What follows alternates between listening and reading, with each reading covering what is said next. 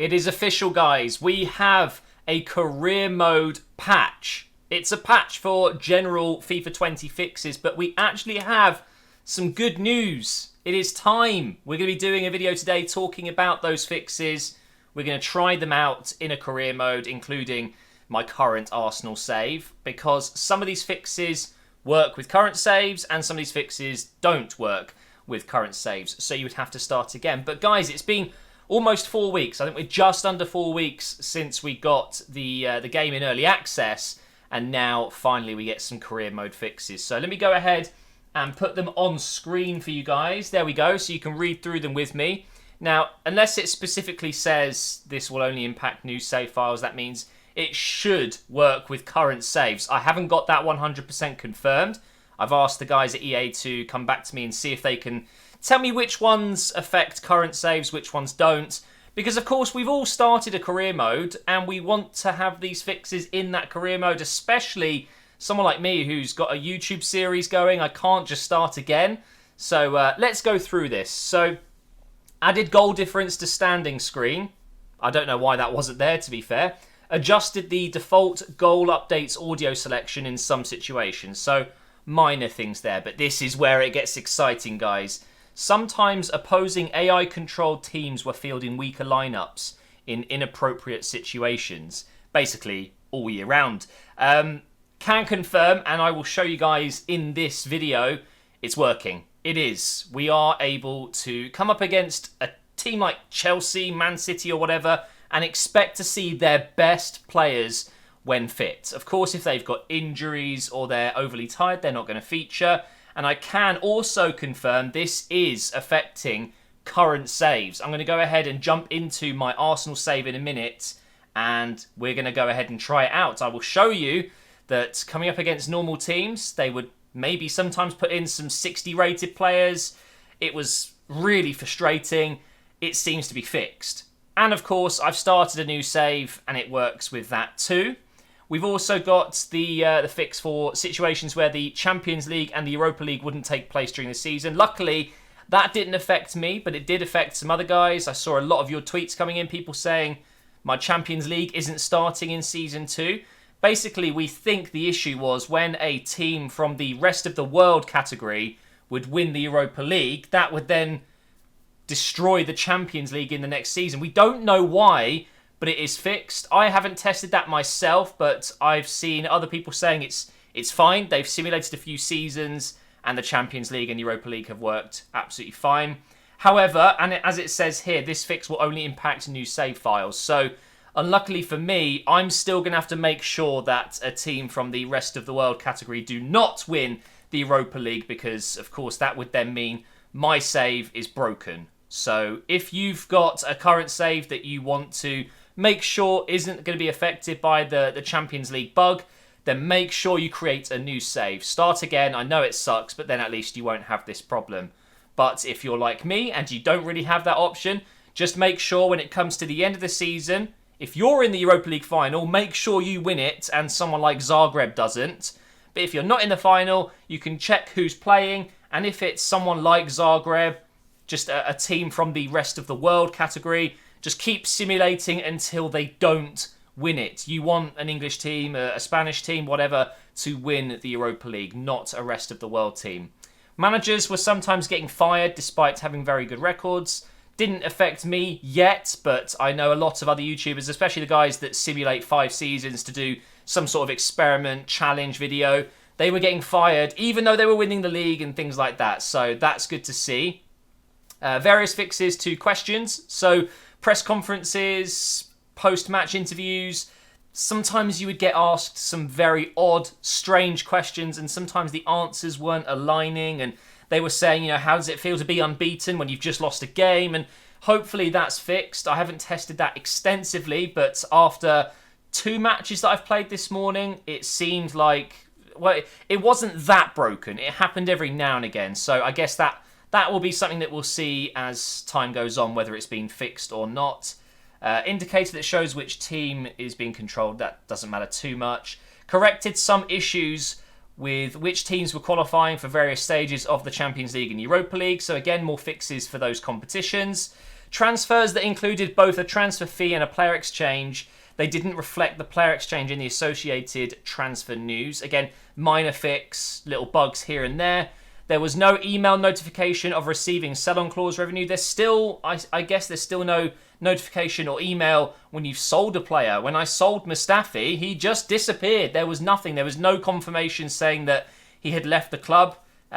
Maybe that'll be in the next patch. This is definitely not all of the fixes we want to see, but it's a good start. I'm happy.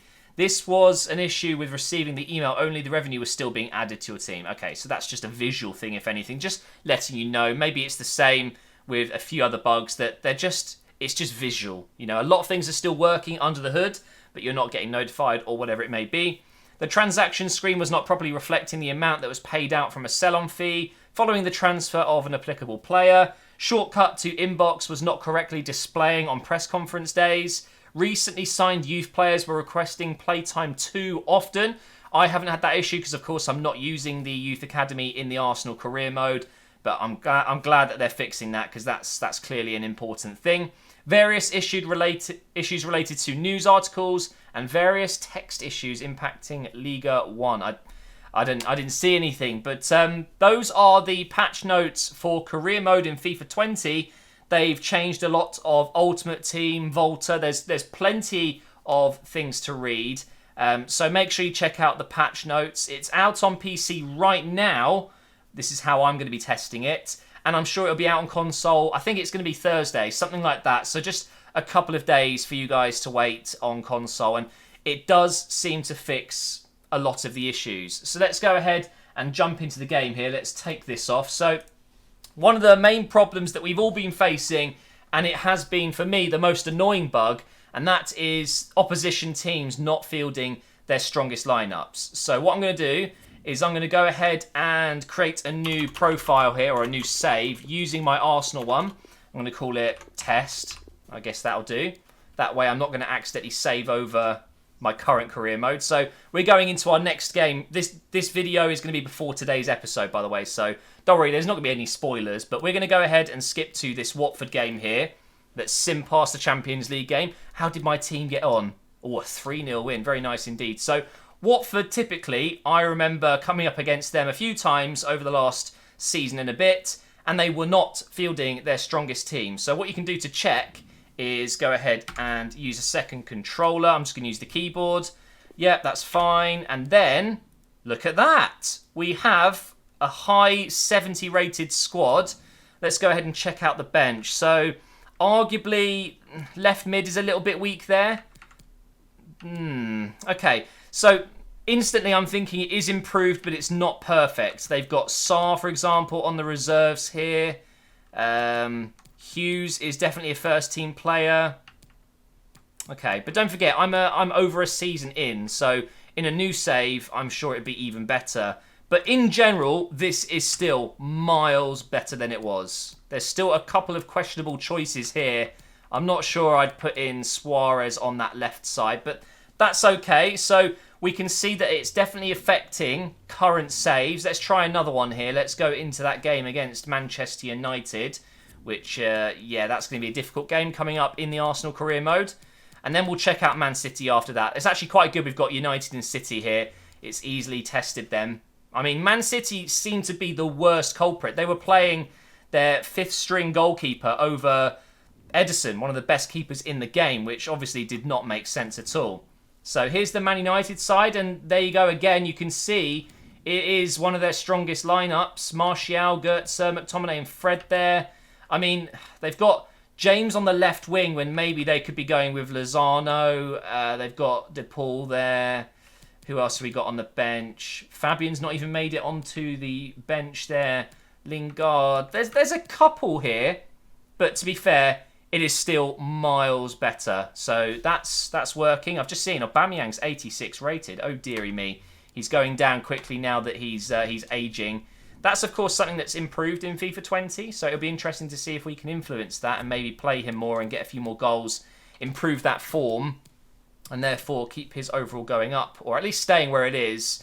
So now let's try Man City. This is the real test. If Man City put together a really strong side, I will be most pleased because they are, like I said, one of the worst examples. So they've gone with a very strong side. Look at that. Interesting. So they've gone with Sane, Aguero. Garcia's an odd one. Not sure why they've gone with Garcia when they've got Sterling 100% fit. Mahrez is fit as well. Foden even could get into the team ahead of Garcia. I mean, it's not bad though. I get it. Sometimes they're going to rotate anyway. It could be that Sterling's really unhappy at the moment. It could be that his form is really bad and Garcia just had an incredible game in the Carabao Cup or whatever. So there are obviously going to be little changes here and there with the team morale and whatever it may be. But I would still be expecting to see Sterling in there. And I just wanted to check how, Socrates was getting on. He's very unhappy. I'm pretty sure he just submitted a transfer request as I went into this game. So that's something we're going to have to look out for when I start playing the save again. But let's go ahead and back out here. I want to try out... Should we just try out a game?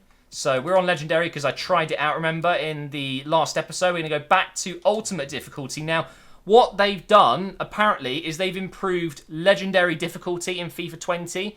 But I think that's more offline gameplay in Ultimate Team. So what I've done is I have asked the team to clarify whether or not it's going to affect career mode or not. And will it translate into Ultimate difficulty, which of course has just been way too easy. So from what I can tell, I've played a couple of games. Let me just take Ceballos out. It feels harder. I don't know if it's much harder. Let's go ahead and just start a game here against City. We're not going to actually play the whole game, of course, but just right off the bat, I want to see how pressurising Man City are on the ball. Let's go ahead and start from the goalkeeper here and see what happens. If we do kind of like a slow build-up, what's going to happen? Are they going to pressurise me on the ball? Okay, yeah, straight away. Aguero was right on me there. And there you could see, I think that was Rodri coming right at me. Now De Bruyne. Oh, mate, what a feeling. They fixed it. Look at this. I'm being pressured on the ball.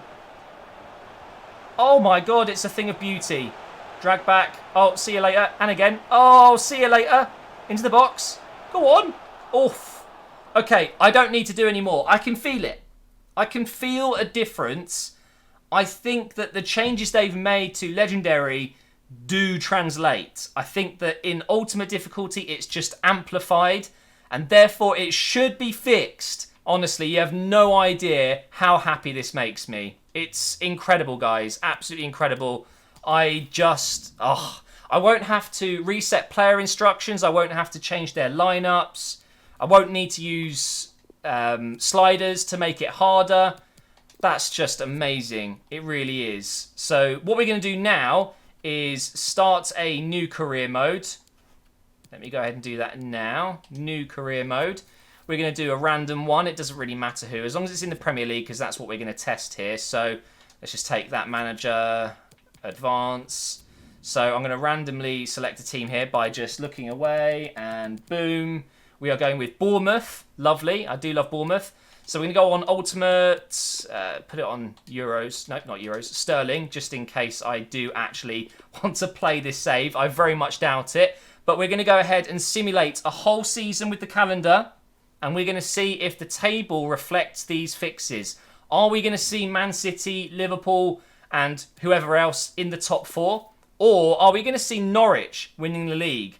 Oh, I should do the pre-season tournament as well, because that was potentially one of the problems with the team selection issue. It's because the youngsters would play and therefore get good morale, get happy, and therefore would want to keep playing. We've lost that pre-season tournament with 3 losses, but let's see if that makes a difference. Here is the squad that I will be simulating the season with. It's pretty damn strong. Let's see what it looks like at the end of the year and the end of the season. So let's go to January here. We'll go halfway. I'm definitely going to check some of these results just out of interest. Look how difficult December is for Bournemouth. I mean, that's their real fixture list as well. So they've got City, Liverpool, Chelsea and Arsenal. Oh, that is really terrible. So let's see. Did we beat Arsenal? We did. We got a 2-0 win. 3-0 loss to Chelsea. Lost to Liverpool. Lost to Man City. That's good news, guys. And, Arsenal are down in 9th. At the top of the table we have... Hey, look at this. Man City unbeaten. Then we've got Spurs, Everton, Man United and Liverpool. Liverpool, United and Everton very, very close there. And Spurs. Chelsea not far behind. That is so much better. And then at the bottom we've got Villa, Southampton, Sheffield, Crystal Palace, Norwich, Burnley. This is what it should be. It's exactly what it should be. Okay, right. Well, not perfectly. I would expect Liverpool to be first or second, but they might well be at the end of the season here. So let's go to the end, to the 18th of May, and let's have a final check. Oh. I just got sacked. Whoopsie! That was not meant to happen. Where were we? Okay, we're going to take the Norwich job. I've gone ahead and accepted the job at Norwich. Why did I get sacked in 13th place? That's not that bad, is it? Oh well. Maybe that isn't fixed. Maybe you can still get sacked relatively easily. But let's go ahead and finish the season with Norwich instead. Unless I get terminated again and I end up in League 2. But either way, I want to finish the season. It doesn't matter where you are. You can still go ahead and take a look at the Premier League table. That's really odd, though. I think 13th is... I know it's not perfect, but it's not that really worth being sacked over. I don't know if I agree with that. Maybe they need to tune it a little bit more in the next patch because it says they fixed it. They don't want you getting fired when you're doing okay. Okay, right. Let's have a look. Did we beat Man City? No, we lost 2-0. We definitely got relegated. Yeah, there we are. By 1 point. So Bournemouth, I mean, they sacked me and did worse. So, well done. So, let's see. Oh, Liverpool did climb. Okay.